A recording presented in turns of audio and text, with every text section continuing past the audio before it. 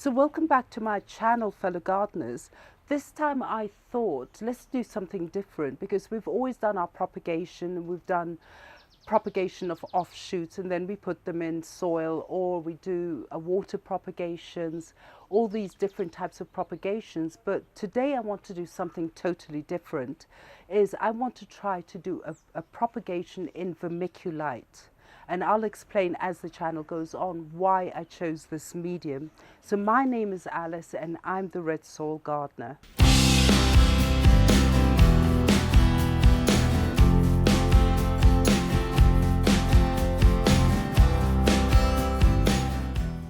So I have my Pothos plant here, and it's a variegated version. I really do love it. Now, what I've been doing in the past is actually propagating it either in water or in soil and spreading it around my bathroom or giving it to friends. But then this time I thought, let's do something different, which I've never tried before. I took the risk and thought, let's try vermiculite, because people do use it as a medium for propagation. So I started like this. So what I did is I went to one of my pothos plants, and actually it had a really long trail like this. So what I did is I took the pothos, and then what I did is I snipped it at the nodes, and I'll show you how I did it. So I go up to the nodes. The node is where you have the leaf joining the stem. So all these little nodules you see here, that is the node. Now on that node is where you get the growing hormones. So as soon as you do submerge that either in water or in soil, and in this case in vermiculite, you will get growth and you will get rooting in that, from that node. So what I'd like to do is actually, I have a node here. This one here, that is my node,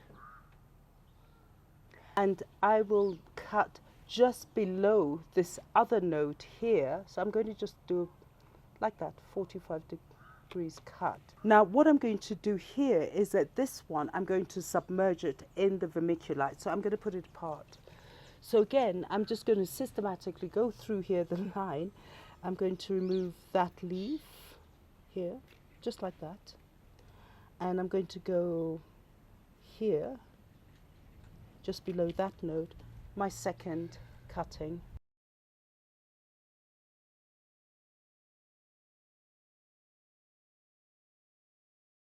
So what I have here now, I have all these stems with at least one leaf for photosynthesis. Is that I am going to submerge these into vermiculite, and then we will check on how it's doing. So let's go back and let's look at vermiculite. Why do they use vermiculite in horticultural? And do get the horticultural vermiculite, because vermiculite is also used for building and it's used for other little purposes. But in the garden center you will get vermiculite that is actually horticultural. So that is very important. Now the thing about vermiculite is that it is a very lightweight mineral. It's very, very lightweight compared to, let's say, potting soil. So actually it's nice to actually have it, and it is quite light to carry it around, especially if you're doing propagation. Now what happens is that this vermiculite, what they do with it, it actually is a mineral. So what they do is that they collect it and then they subject it to really high heat. Now with that high heat, the expansion actually causes it to actually form strands that look actually like accordions or a sponge. Now once it is in this sort of, once it does develop like this, it actually is a sucker for water. So with vermiculite is that once you do introduce water, it does suck it in like a sponge, which is great for propagation. So the beauty about vermiculite, first of all, it does retain water and it does retain nutrients. And the beauty about it is that as you're doing the propagation, is that because it does retain those nutrients, it slowly does release those nutrients to the roots. The second thing about it is because it's so lightweight and has a very airy feel. It is that by introducing vermiculite in your soil, it does aeronate it, so it actually is a plus for your roots. Now, the other thing about vermiculite is basically because because of its water retention ability, is people do use it in flower arrangements, and I'm going to try that, and we will post it. Is that basically you take your vase and you put your vermiculite in it, and then soak your vermiculite in water and put your flowers in there.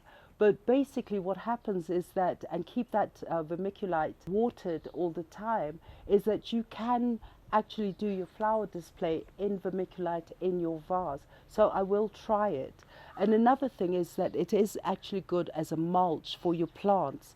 So by taking vermiculite and spreading it around the base of your plant, or even when you are planting your little seedling or your propagated stem, is that because it does retain that water, that means you don't have to actually water your plant all the time, because it does retain that water. Now, when you are propagating your cuttings in vermiculite, the beauty about it, what I have noticed, and we will have a look, is that the roots are not so flimsy in a water propagation. Like when you do a water propagation, you do get the rooting sometimes is a bit more flimsy than when you do it in a soil propagated in soil propagation. But what I've noticed is that the root propagation in vermiculite is far more stronger in vermiculite than it is when I do a water propagation.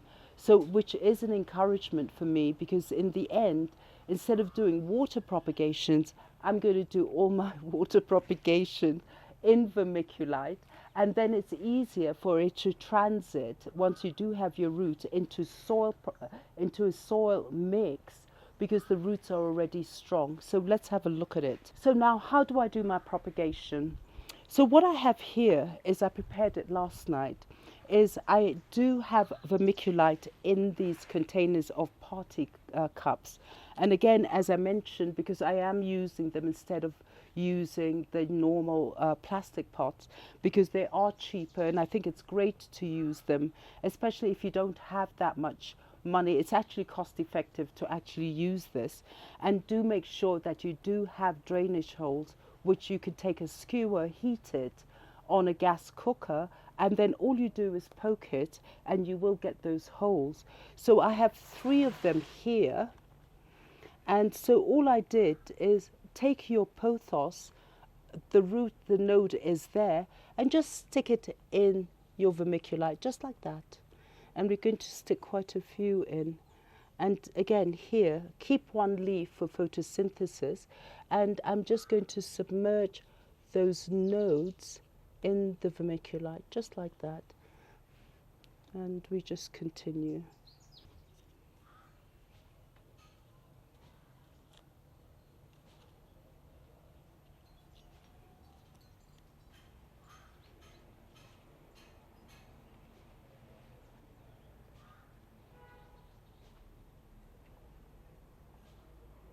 So what have we done here is we've actually got our vermiculite. I did put water in the vermiculite last night. The only reason why I did it is that I wanted the vermiculite to actually soak in the water, because sometimes what can happen is you get your vermiculite and you soak it like just now, and the water doesn't really seep until right down. But then I thought soaking it, making it comfortable, and actually having everything submerged in moist vermiculite will work. So we have taken the cuttings, submerged the nodes in the vermiculite to make sure that they're totally covered. And then what I'll do is keep it moist, not soggy or saturated, take it into a bright indirect area, sunlight, where it receives the sunlight. And I might even try to have my dome or cover it with plastic to get that humidity going in order to get a fast propagation working. So that is simply how I did these ones. So now what we're going to do is we're going to have a look at these propagations. These must be at least maybe 3 to 4 weeks old, and I did exactly that. Now I'm going to pull this one out. Look at that rooting. I've never seen such a strong rooting ever from a water propagation, and it looks healthy, it looks nice and clear, and it looks strong. And with this one, what I'm going to do is actually put it in a pot, but I've never seen a rooting like this. So let's look at another one again. Let me just rinse it. Look at those strong rooting. Now, if we were doing a water propagation, the rooting would be quite flimsy, but look how strong those rootings are. So from now onwards, any water propagation that I need to do, or any propagation, I will definitely do it in vermiculite. Look at that rooting. And also here, I'm already getting a shoot going in, a leaf shoot coming up. Now that I've seen vermiculite does work so well when you're doing a propagation, I think I am encouraged to actually do this sort of propagation and get strong rooting, and then from there transition it into a soil mix medium. And basically, I think it actually gives it a really good start. So fellow gardeners, thank you for joining me, because now we've discovered that vermiculite is actually a really good medium. Don't forget to like, to share, and don't forget to press the notification button, and don't forget to also subscribe to our channel and introduce your friends. And I'm on Instagram, I'm on Facebook, I'm on YouTube chat, comments. So do send me your views, or if you do have any questions, do ask me. So fellow gardeners, thank you and have a lovely, wonderful day. See you. Bye.